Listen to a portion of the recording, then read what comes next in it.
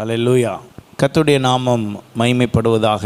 கடந்த மாதம் முழுவதும் கர்த்தர் நம்மை பாதுகாத்து வழி நடத்தினார். இந்த புதிய மாதத்திலேயும் கர்த்தர் நம்மோடு கூட இடைப்படுவாராக. 31ஆம் சங்கீதம் 3ஆம் வசனம் இவ்விதமாய் சொல்லுகிறது, என் கன்மலையும் என் கோட்டையும் நீரே, உமது நாமத்தின் நிமித்தம் எனக்கு வழிகாட்டி என்னை நடத்தி அருளும். இந்த மாதத்திலே ஆண்டவர் வழிகாட்டி நடத்தி அருளும் கர்த்தராய், ஹல்லேலூயா, நம்மை சாதாரணமாய் நடத்துவதல்ல, வழிகாட்டி நடத்தும்படி கர்த்தர் நம்மோடு இந்த வார்த்தைகளினால் பேசுவாராக. அவரே வழிகாட்டுகிறவராய் இருக்கிறார். அவருடைய வழியில் நாம் நடப்பதற்கு ஏதுவாக கர்த்தர் நம்மை அவருடைய நாமத்தின் நிமித்தம் எனக்கு ஒரு புதிய வழியை காண்பிப்பார். ஹல்லேலூயா. அவர் காண்பிக்கிற வழி ஒரு நாளும் சோர்ந்து போகிற வழி அல்ல. ஆண்டவர் காண்பிக்கிற வழி ஒரு நாளும் விருதாவான வழி அல்ல. அவர் காண்பிக்கிற வழியிலே தான் நித்திய ஜீவன் இருக்கிறது. ஹல்லேலூயா. அவர் காண்பிக்கிற வழியிலே தான் மேன்மை இருக்கிறது. அப்போ நம்ம ஒவ்வொருவருடைய வாழ்க்கையிலையும் நமக்கு வழிகாட்டி என்னை நடத்தியருளும் என்று தாவீது தன் அனுபவத்தில் சொல்வது போல, நாமும் இந்த நாளிலே ஆண்டவரே உமது நாமத்தின் நிமித்தம் எனக்கு வழிகாட்டி என்னை நடத்தியருளும், உம்முடைய நாமத்தின் நிமித்தம் எனக்கு வழிகாட்டுங்க. அப்படின்னா என்ன அர்த்தம்னா, அந்த வழி அவருடைய நாம மகிமைக்காக இருக்கும். நமக்கு 1000 வழி தோன்றலாம். மனுஷனுக்கு தோன்றுகிற வழிகள் அநேகம் உண்டு, நிறைய உண்டு. ஆனால் அதனுடைய முடிவு என்ன? அதனுடைய முடிவு சஞ்சலமும் வருத்தமும், அதனுடைய முடிவு மரணம், அதனுடைய முடிவு அங்கே கஷ்டத்தில் போய் நிற்கிறது.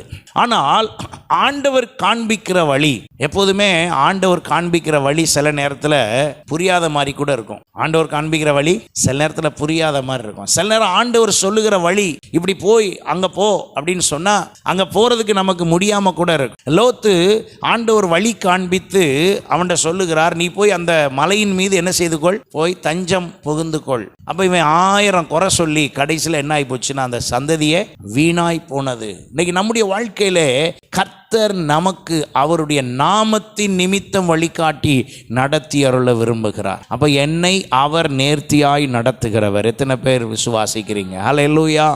அவர் என்னை சரியாய் நடத்துகிறவர்.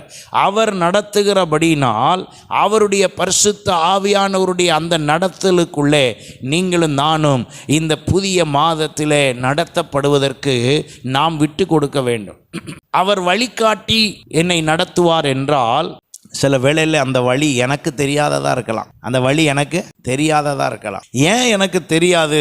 ஏனென்றால் என்னுடைய எதிர்காலமோ என்னுடைய நாளைய நினைத்தை குறித்தோ நாளை குறித்தோ இன்னொரு 1 மணி நேரம் கழித்து நடக்க போகிறத குறித்து கூட நமக்கு நிறைய நேரம் தெரியாது. என்ன நடக்குன்னே நமக்கு தெரியாது. ஏனென்றால் நம்முடைய நேற்று நடந்ததை குறித்து சொல்ல சொன்னால் தெளிவாக சொல்லுவோம். ஆனால் நான் இன்னொரு 2 மணி நேரம் கழித்து என்ன நடக்க போகுது இந்த உலகத்தில், எனக்கே என்ன நடக்க போகுது, நமக்கு என்ன நடக்க போகுது, எதுவுமே நமக்கு தெரியாது. ஆனால் ஆண்டவர் வழி காட்டுகிறவர், அதனுடைய எல்லை அவருக்கு தெரியும். அல்லேலூயா. அடுத்த பக்கம் அவருக்கு தெரியும். இஸ்ரவேல் ஜனங்கள் ஆரம்பித்தார்கள் எகிப்தில்.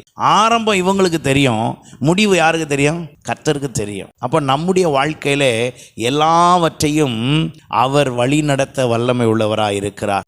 தொடர்ந்து எப்படிப்பட்ட வழி நடத்துதலை அவர் செய்ய விரும்புகிறார் என்பதை நாம் பார்க்கும் பொழுது, யாத்ராகமத்தின் புஸ்தகம் 15ஆம் அதிகாரம் 13ஆம் வசனத்தில் பாருங்க, நீர் மீட்டு கொண்ட இந்த ஜனங்களை உமது கிருபையினாலே அழைத்து வந்தீர். என்னங்க? மீட்டு வந்த இந்த ஜனங்களை உமது கிருபையினாலே அழைத்து வந்தீர். அழைத்து வந்ததே எதுக்கு அப்படின்னா, உம்முடைய பரிசுத்த வாசஸ்தலத்துக்கு நேராக அவர்களை உமது பலத்தினால் நடத்தினீர். ஹல்லேலூயா. கர்த்தர் அவருடைய பலத்தினால் வழி நடத்துவார். அவருடைய பலத்தை கொண்டு. அப்போ அவர் வழி நடத்தினார்னா ஃபர்ஸ்ட் எதுக்கு நேராக தான் நடத்துவாருங்க? பரிசுத்த வாசஸ்தலத்துக்கு நேராக. ஆண்டவர் நடத்துறாரு அப்படிங்கிறத எப்படி கண்டுபிடிக்கலாம் அப்படின்னா, அது பரிசுத்த ஸ்தலத்துக்கு நேராக தேவனுடைய நாம மகிமைக்காக, இன்னும் ஆண்டவருடைய நாமத்தை உயர்த்துவதற்காக, அதற்கு ஏதுவாகத்தான் கர்த்தர் நம்மளை என்ன செய்வாருங்க? வழி நடத்துவார். இப்போ நம்ம சபையில் மட்டும் ஜெபித்தது, சபையில் மட்டும் செய்கிற ஜெபம் போதாது என்று சொல்லி ஏரியா வைஸ், ரீஜன் வைஸ் எல்லா வீட்லேயும் என்ன நடக்கணும்? ஜெபம் நடக்கணும். எல்லா வீடுகளிலும் எல்லா ஏரியாலையும் பிரேயர் செல் நடக்கணும், கேர் செல் நடக்கணும், எல்லா வீடுகள்லையும் குழு ஜெபம் நடக்கணும். ஏன் சொல்லணும் அப்படின்னா, பரிசுத்த வாசஸ்தலத்துக்கு நேராக என்ன செய்வதற்கு? வழி நடத்துவதற்கு. அல்லேலூயா. அப்ப ஆண்டவர் நம்மை பலத்தினால் வழி நடத்துகிறவர், அவருடைய பலத்தை தந்து. அப்ப நம்ம பலம் நிறைய நேரம் நம்ம பலம் எப்படி போயிருது? சோர்ந்து போயிருது, குறுகி போய்விடுறது. ஆனால் தேவனுடைய பலன், கொஞ்சம் பலன் இருந்தாலே அவர் நமக்கு பலன் தருகிறார். கிதியோனை பார்த்து சொல்லுங்க, உனக்கு இருக்கிற இந்த பலம் போதும். அப்ப மிச்ச பலம் என்ன ஆண்டவரே? அது நான் தரேன். அல்லேலூயா. சிம்சோனுக்கு கர்த்தர் பலன் கொடுத்திருந்தார். அவன் நினைத்திருந்தான் அவன் சரீரத்தில் இருக்கிற பலன் என்று. வேதம் சொல்லுகிறது, கர்த்தர் அவனை விட்டு விலகின உடனே அவனால முன்பு செய்தது போல என்ன செய்ய முடியலையா? செய்ய முடியலையா? அவன் என்ன நினைச்சிட்டு இருந்தானா, நமக்கு ரொம்ப ஸ்ட்ரென்த் இருக்கு, நம்ம அப்படி செஞ்சிடலாம் இப்படி செஞ்சிடலான்னு அவன் நினைச்சான். ஆனா கர்த்தர் விலகினதை அவனும் கவனிக்கவில்லை. அவர் விலகின பிறகு அவனுக்குள்ள அந்த பலன், தேவ பலன்ல தான் இதெல்லாம் செஞ்சிருக்கிறோம். சம்பந்தமே இல்லாம அந்த கேட்டெல்லாம் தூக்கிட்டு போனாராம். எதுக்கு தூக்கிட்டு போனீங்க? ஏதாவது பிரயோஜனம் உண்டா? ஒரு பிரயோஜனம் கிடையாது. நிறைய பிடிச்சி எதுக்கே வாழெல்லாம் கட்டி தீயெல்லாம் வச்சு விட்டு எல்லாமே எந்த பலத்துல தான் செஞ்சிருக்காரு? தேவன் இருக்கும் போதே. ஆனால் தேவன் விலகத்தக்கதான ஒரு காரியங்களை, சில காரியங்களை செய்யும் போது கர்த்தர் விலகின உடனே என்னமும் சேர்ந்து போயிடுச்சு, பலமும் போயிடுச்சு. இன்னைக்கு நம்முடைய வாழ்க்கையிலே நம்முடைய பலனால் ஒன்றும் முடியாது. ஆனால் தேவன் அவருடைய பலத்தை நம்ம பலத்தோட சேர்த்து தான் கொடுக்கிறார். நம்ம பலத்தோட சேர்த்து தான் கொடுக்கிறார். எப்போதுமே நீங்க புரிஞ்சு கொள்ள வேண்டும், நீங்க பரிசுத்த வாசஸ்தலத்துக்கு நேராக தான் நடத்தப்படுறீங்கிறதுக்கு அடையாளம் என்னன்னா, உங்கள் சிந்தை, உங்கள் பேச்சு, உங்கள் யோசனை எல்லாமே எது சம்பந்தமா இருக்கும்? அவர் நாம மகிமையா இருக்கும். நீங்க சிந்திக்கிறதும் பேசுறதும் செய்யறதும் செயல்பட நினைக்கிறதும் நீங்க அதனுடைய ரிசல்ட்டை பார்த்தீங்கன்னா, அது நாம தூஷிக்கப்படும்படி இருந்துச்சுன்னா நமக்குள்ளே அவரால் வழிநடத்தப்படுதல் இல்லைன்னு அர்த்தம். கவனிக்கணும். அப்ப நாம் எல்லாருமே தேவனுடைய பலத்தினால் வழி நடத்தப்படுவதற்கு, அப்ப அவருடைய பலம் தான் எனக்கு வேணும், அவருடைய பலன்தான். கடந்த இந்த ஞாயிற்றுக்கிழமை வாலிபர்கள் மத்தியிலே பேசும்போது அவர்களிடத்தில் சொன்ன விஷயம் என்னன்னா, தேவ பலன் மட்டும்தான் உங்களை காப்பாற்றும். ஆமே, 1000 ஆலோசனை சொன்னாலும் என்ன முக்கியம்? தேவ பலன் முக்கியம். அதனால் நேற்று வாலிபர்களை ஃபுல்லாக தேவ பலனுக்காக, பரிசுத்த ஆவியானவருடைய அந்த பலனை பெரும்படியாக அவர்களை முழுவதுமாக ஜெபத்தில் வழி நடத்தணும். அப்போ நம்முடைய வாழ்க்கையில் ஒன்றை புரிந்து கொள்ள வேண்டும். இஸ்ரவேல் ஜனங்கள் கிருபையினால் அவர்கள் மீட்டாலும் வழியில் ஃபுல்லாக யார் தான்? ஆண்டவருடைய பலன் தான் என்ன செய்தது? வழி நடத்தினது. இன்னைக்கு நம்முடைய வாழ்க்கையிலே அப்படிப்பட்ட ஒரு பலனை கர்த்தர் நமக்கு தந்து வழி நடத்துவாராக. இரண்டாவதாக 2 நாளாகமம் 32 அதிகாரம் 22 வசனம். இப்படி கர்த்தர் எசேக்கியாவையும் எருசலேமின் குடிகளையும் அசீரியருடைய ராஜாவாகிய சனகரிப்பின் கைக்கும் மற்ற எல்லாருடைய கைக்கும் நீங்களாக்கி ரட்சித்து அவர்களை சுற்றுப்புறத்தாருக்கு விலக்கி ஆதரித்து நடத்தினார். ஹல்லேலூயா. அப்ப ஆண்டவர் நம்மை நடத்துகிற தேவன், அவர் என்ன செய்றாராம் பாருங்க, ஆதரித்து நடத்துகிறார். என்ன ஆதரவு? எசேக்கியா ராஜாவுக்கு எதிர்ப்பு கிளம்பியது. எசேக்கியா ராஜாவினுடைய செயலுக்கு அங்கே சரியான ஆதரவு இல்லை. அங்கே 2 நாளாகமம் 32:22 தெளிவாக அந்த அதிகாரம் முழுசையும் நீங்க வாசிச்சு பார்த்தீங்கன்னா தெரியும்.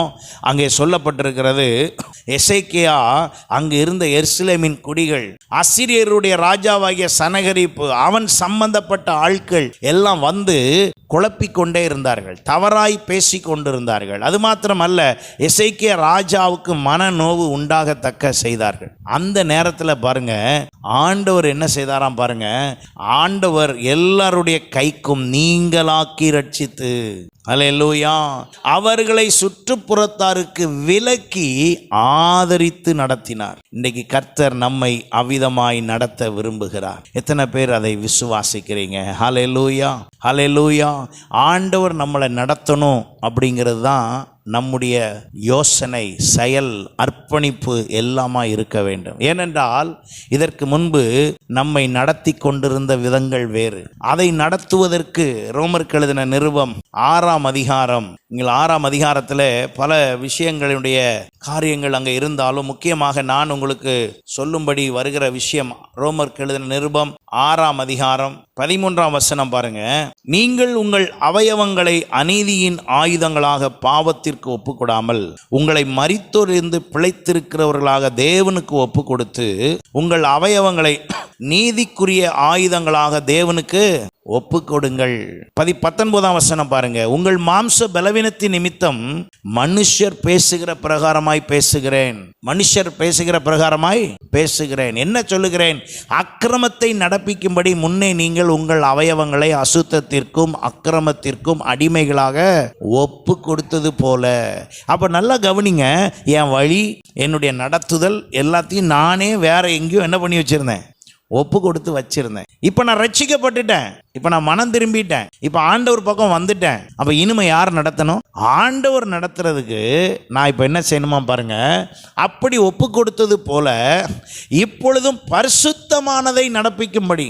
எதை நடப்பிக்கும்படி? பரிசுத்தமானதை நடப்பிக்கும்படி உங்கள் அவயவங்களை நீதிக்கு அடிமையாக என்ன செய்யுங்க, ஒப்புக்கொடுங்க. அப்ப ஆண்டவர் வழி நடத்தினார்னா பரிசுத்தமான காரியத்துக்கு நடத்துவார். அப்ப நானே என்ன செய்யணுமா, முந்தி வேற மாதிரி ஒப்பு கொடுத்து வச்சிருந்தேன், இப்போ யார்கிட்ட ஒப்பு கொடுக்கணும்? ஆண்டவரிடத்தில் ஒப்பு கொடுக்க வேண்டும். ஏனென்றால் அவர் என்னை நடத்த வல்லமை உள்ளவராய் இருக்கிறார். அப்ப என்னை ஆண்டவர் என்ன செய்கிறாராம் பாருங்க. அவருடைய பலத்தினால் வழி நடத்துகிறார், என்னை ஆதரித்து வழி நடத்துகிறார்.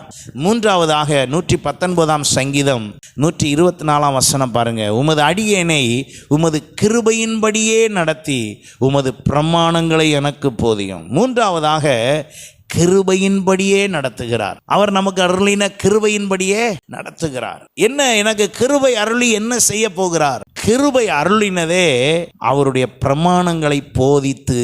எனக்கு கிருபை வந்த உடனே சட்ட திட்டம்லாம் போயிருது. அப்ப அங்க என்ன வரணும் அப்படின்னா வசனம் வரணும், தேவனுடைய வார்த்தை அங்கே வர வேண்டும். அவர் சொல்லுகிறார், ஆண்டவரே 119 124 அவர் சொல்லும்போது உமது அடியேனை உமது கிருபையின்படியே என்ன செய்யும், நடத்தும். கிருபையின்படி நடத்துங்க. ஏன்னா அவர் தான் எனக்கு வழி காட்டுறாரு. அவர் காட்டுற வழியில போனா எனக்கு பலம் வருது, ஆதரவு வருது, கிருபையும் வருது. அல்லேலூயா. அப்ப கிருபையின்படியே என்னை அவர் நடத்தி என்னை ஆண்டவர் ஒவ்வொரு நாளும் பாதுகாக்கிற தேவனாய் இருக்கிறார், பராமரிக்கிற தேவனாய் இருக்கிறார். அவர் அதுக்குள்ளாக தாவீது சொல்லுகிறார், உமது பிரமாணங்களை எனக்கு என்ன செய்யும், போதியும். உங்க பிரமாணத்தை எங்களுக்கு போதிச்சு தாங்க. ஏன்னா இப்ப எனக்கு என்ன இருக்கு, உம்முடைய கிருபையின்படி என்னை நடத்துகிறீங்க என்று சொல்லி அங்கே சொல்லுகிறதை நாம் பார்க்கிறோம். அப்ப நம்முடைய ஆண்டவர் நம்மை அவ்விதமாகவே நடத்த வல்லமை உள்ளவராய் இருக்கிறார். இந்த புதிய மாதத்திலே நாம் ஆண்டவரிடத்தில் ஒப்பு கொடுப்போம். ஆண்டவரே, உங்க வழியில என்னை என்ன செய்யுங்க, நடத்துங்க. நிறைய காரியங்கள் இருக்கலாம், ஆனால் நான் சுருக்கமாக இதை உங்களுக்கு சொல்லும்படி நான் பேசிக்கொண்டிருக்கிறேன். இதை ஒருவேளை முடிந்தால் விளக்கமாக கர்த்தர் நமக்கு பேச கிருபை தருவாராக. அப்ப ஆண்டவர் என்னை நடத்துகிற பாதையிலே நான் நடத்துவதற்கு அவருக்கு தேவை என்னன்னா என்னுடைய ஒப்பு கொடுத்தல். என்னுடைய ஒப்பு கொடுத்தல். நான் ஒப்பு கொடுக்கிறபடி ஆண்டவர் செய்வார். நான் அடிக்கடி சொல்ற உதாரணம் தான் கூகுள் மேப். ஒரு நாளும் என்னை திட்டினதே இல்லை, ஒரு நாளும் என்னை எது பண்ணதே இல்லை. அது என்ன செய்யுது, நான் போயிட்டு இருக்கிறேன் ஒரு பாதையை போட்டு, சென்னை அப்படின்னு போட்டு போயிட்டு இருக்கேன்னா இடையில வேற ஊருக்கு போனேன்னா அந்த ஊர்ல போய் நின்று டீ குடிச்சு முடிச்ச உடனே திரும்ப அங்கேருந்து இல்லை நான் ஒழுங்கா ரோட்டு காமிச்சிக்கிட்டு இருந்தேன், நீ திடீர்னு இடையில டீ குடிக்க போயிட்ட, அதனால திரும்ப உனக்கு நான் ரூட்டெல்லாம் என்ன செய்ய முடியாது, காட்ட முடியாது. அப்படி சொல்லாது. அந்த டீ கடையில இருந்து திரும்ப எந்த ஊருக்கு காட்டுது, சென்னைக்கு காட்டுது. ஒரு 15 கிலோமீட்டர் நான் உள்ள ரைட்ல போயிருக்கலாம், பைபாஸ்ல இருந்து அந்த மெயின் ஹைவேல இருந்து நான் ஒரு 15 கிலோமீட்டர் போயிருக்கலாம். ஆனா 15 கிலோமீட்டர் போன என்னைய திரும்பவும் எங்க காட்டுது, திரும்பவும் சென்னைக்கு இப்படி போ, அங்கிருந்து வேற ஒரு கிராமத்து வழியா உள்ள கூட்டிட்டு வந்து திரும்ப எங்க கொண்டு வந்து விட்டுருது, ஹைவேக்கு கொண்டே விட்டு திரும்ப என்னைய கூட்டிட்டு போகுது. சில நேரத்தில் நம்ம அப்படி போகிற அனுபவங்கள் வருகிறது.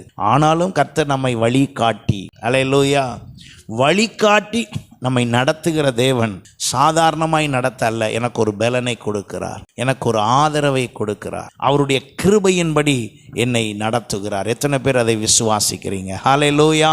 அதனால தான் பிலிப்பியர் 1:5 சொல்லுகிறது, உங்களில் நற்கிரியையை தொடங்கினவர் அதை இயேசு கிறிஸ்துவின் நாள் பரியந்தம் முடிய நடத்தி வருவார் என்று நம்பி, இயேசு கிறிஸ்துவின் நாள் பரியந்தம் என்னை என்ன செய்வாராம், நடத்துவார். எனக்கு நற்கிரியையை தொடங்கினவர் அதை இயேசு கிறிஸ்துவின் நாள் வரைக்கும், அவருடைய வருகை வரைக்கும் என்னை அவர் என்ன செய்வாராம், நடத்துவார். எபிரேயர் 13:7 இந்த வசனத்தை வாசித்து நாம் அப்படி ஜெபிப்போம். தேவ வசனத்தை உங்களுக்கு போதித்து உங்களை நடத்தினவர்களை நீங்கள் நினைத்து அவர்களுடைய நடக்கையின் முடிவை நன்றாய் சிந்தித்து அவர்களுடைய விசுவாசத்தை என்ன செய்யுங்கள்? பின்பற்றுங்கள். தேவனண்டை நடத்துவதற்கு ஆண்டவர் வேத வசனத்தை போதித்து உங்களை நடத்துவதற்கும் எங்களுக்கும் ஆண்டவர் கிருபை பாராட்டுகிறார். அல்லேலூயா.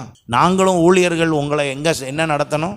அவருடைய அந்த சந்ததிக்கு நேராக, அந்த பரிசுத்தத்துக்கு நேராக, அவரே கன்மலை, அவரே கோட்டை, அவருடைய நாமம் மகிமைப்படத்தக்கதாக நாங்களும் உங்களை சரியாய் வழி காட்ட, நான் காட்டுகிற வழி எல்லாமே அது தேவனுடையதாய் இருக்க வேண்டும். ஆமென். வேற வழியில் அல்ல. ஆகையினால தான் இன்றைக்கு கர்த்தர் நம்மோடு உணர்த்துகிற காரியம், இந்த மாதத்தில் அவர் என்னை அவருடைய வழியிலே நடத்தி என்னை வழி நடத்தி கொண்டு வந்து சேர்ப்பாராக. எத்தனை பேர் விசுவாசிக்கிறீங்க? அல்லேலூயா. ஆண்டவரிடத்தில் ஒப்பு கொடுப்போம். இந்த புதிய மாதத்தை கர்த்தர் ஆசீர்வாதமாக்கி தருவார். God bless you.